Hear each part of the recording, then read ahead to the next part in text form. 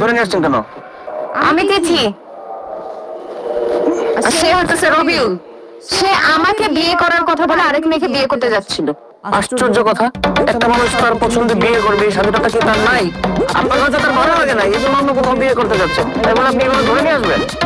আপনাকে কে বলছে আমাকে তার ভালো লাগে নাই?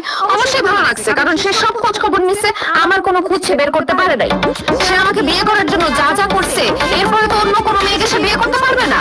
আর আমি আপনাদের কাছে মামলা করব, আপনারা আস্তে ধীরে তাকে অ্যারেস্ট করবেন, ততক্ষণে তো সে ঘটনা ঘটে ফেলতো। এর জন্য আমি নিজেই তাকে খুলে নিয়ে আসছি। এইবার একজন মেয়ে মানুষ একজন ছেলের নামে যে কয়টা মামলা করতে পারে, সব ধরনের মামলা আমি তার নামে করব। তাকে আপনি অ্যারেস্ট করেন, আর আমি ওনাকে যে তুলে নিয়ে আসছি আমাকে অ্যারেস্ট করে ফেলেন। তারপর দুই ফ্যামিলির মধ্যে অনেক ঝামেলা চলতেছে, ওগুলো মিটমাট করে আমাদের বিয়ে দিয়ে দেন।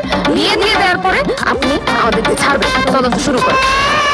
আপনার একার কথা তো শুনলাম, এটা শুনে তো আর আমি সিদ্ধান্ত নিতে পারবো না। ওনার কাছ থেকে তোমার শুনতে হবে নাকি? দুজনের কথা শুনলে আমি একটা সিদ্ধান্তে আসতে পারবো। ওনাকে বলতে বলেন। তাহলে জিজ্ঞেস করেন সে তার মুখ আছে নাকি, সে বলতে পারবে কিনা, কোনো কিছু বলতে পারলে বলুক। হ্যাঁ, উনি কিভাবে বলবে? হ্যাঁ সেটাই তো, কিভাবে বলবে? মুখ আছে না বলবে।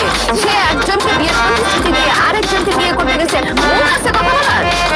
আপনি তো থামেন। নিজের ট্যাগে সবসময় থাকেন না। ওনার বুকে যে স্কচটেপটা লাগানো ওটা খুলেন।